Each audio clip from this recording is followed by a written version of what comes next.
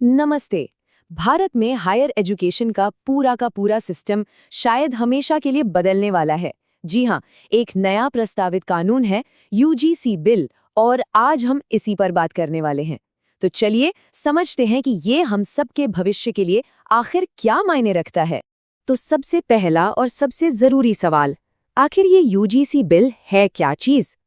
हो सकता है इसके बारे में थोड़ी बहुत बातें सुनी हो, लेकिन आज हम इसे बिल्कुल आसान भाषा में समझेंगे कि ये असल में है क्या और हाँ, इस पर इतनी चर्चा हो क्यों रही है।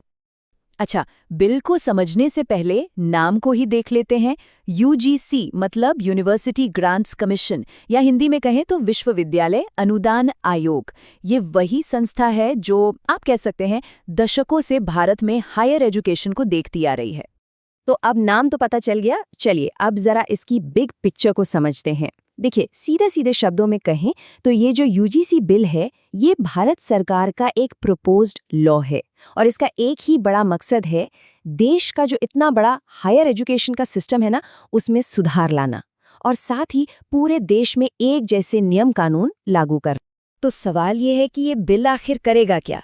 देखिए, ये ना मुख्य तौर पर 4 बड़ी चीजों पर फोकस करेगा। पहली बात, ये तय करेगा कि भाई नए विश्वविद्यालय बनेंगे कैसे। दूसरी, जो कॉलेज और यूनिवर्सिटीज पहले से हैं वो काम कैसे करेंगे, उनके लिए नियम बनाएगा।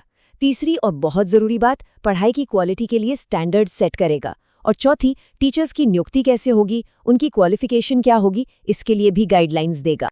ठीक है, ये तो हो गया कि बिल क्या करेगा, लेकिन अब सवाल ये उठता है कि इसकी ज़रूरत ही क्यों पड़ी। मतलब सरकार इतना बड़ा बदलाव लाना ही क्यों चाहती है?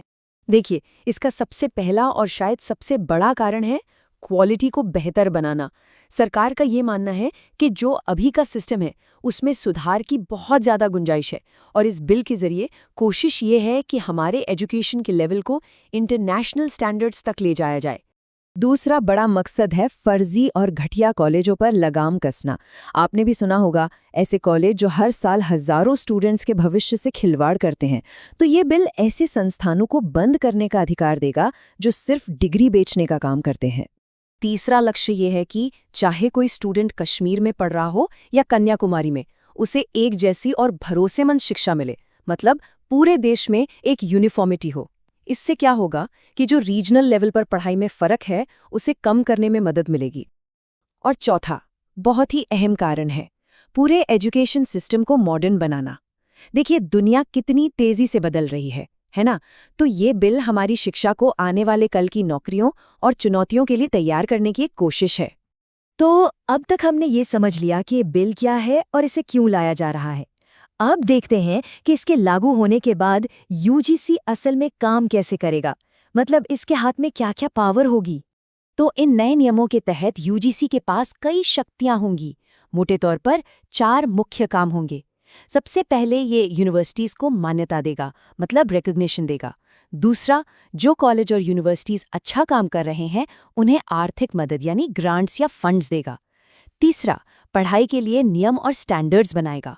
और आखिर में, जो भी इन नियमों को नहीं मानेगा उनके खिलाफ कड़ा एक्शन भी ले सकेगा, जिसमें मान्यता रद्द करना तक शामिल हो सकता है। चलिए, अब आते हैं उस सवाल पर जो शायद सबसे ज्यादा जरूरी है। इन सारे बदलावों का स्टूडेंट्स के लिए, मतलब छात्रों के लिए क्या मतलब होगा? इसका उन पर क्या असर पड़ेगा? इसे ऐसे समझिए, एक सीधी तुलना करते हैं। पहले क्या था? स्टूडेंट्स को अक्सर अपनी डिग्री की वैल्यू को लेकर एक अनिश्चितता रहती थी, एक चिंता रहती थी। लेकिन अब इस बिल के बाद उम्मीद है कि डिग्री की मान्यता ज्यादा मजबूत और भरोसेमंद होगी।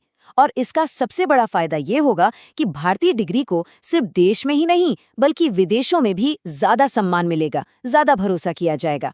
तो इस पूरी बातचीत को अगर हम समेटें तो इसका सार क्या निकलता है? इस बिल का सबसे बड़ा गोल, इसका अंतिम लक्ष्य क्या है? अगर इस पूरी बात को सिर्फ एक लाइन में कहना हो तो हम कह सकते हैं कि यूजीसी बिल एक ऐसा कानून है जिसे भारत की यूनिवर्सिटी और कॉलेज एजुकेशन को एक सही दिशा देने के लिए डिजाइन किया गया है, जिसमें नियम साफ हों और क्वालिटी बेहतर हो। तो सवाल ये उठता है कि क्या इसे भारत में एजुकेशनल रिफॉर्म की दिशा में पहला और सबसे बड़ा निर्णायक कदम माना जा सकता है? ये एक ऐसा सवाल है जिसका जवाब तो खैर आने वाला वक्त ही देगा, लेकिन हाँ, इस पर नज़र बनाए रखना बहुत ज़रूरी होगा।